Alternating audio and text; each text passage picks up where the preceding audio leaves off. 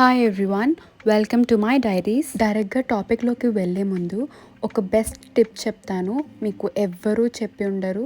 మీ ఇంట్లో ఎన్ని రూమ్స్ ఉంటే ప్రతి ఒక్క రూమ్లో ఒక్కొక్క బౌల్ నిండా వాటర్ పెట్టి అందులో ఒకవేళ మీకు నచ్చితే ఫ్రెష్ ఫ్లవర్స్ అయినా వేసుకోండి, లేకుంటే డెకరేషన్ పర్పస్కి ప్లాస్టిక్ ఫ్లవర్స్ అయినా వేసి పెట్టండి.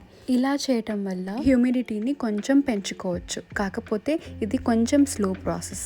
అప్రాక్స్గా ఒక 40 to 50 ml వాటర్ అయితే ఎవాపరేట్ అయిపోతాయి ప్రతిరోజు. మీరు ఇది ఇవాళ ట్రై చేయండి. అంటే గాలిలో తేమ శాతం అనేది కొంచెం ఉంటుంది అని అర్థం. ఇలాగ బౌల్లో వాటర్ పెట్టడం వల్ల ఏంటి యూజ్ అనేది లాస్ట్లో చెప్తాను. ఈ వీడియోని కంప్లీట్గా ఎండ్ వరకు చూసేయండి. ఇంకా మన ఫస్ట్ ప్రోడక్ట్ వచ్చి ఇది డ్రై ఫ్రూట్స్ కట్టర్. ప్రతిసారి డ్రై ఫ్రూట్స్ని నైఫ్తో చాప్ చేయాలంటే చాలా టైం టేకింగ్ ప్రాసెస్.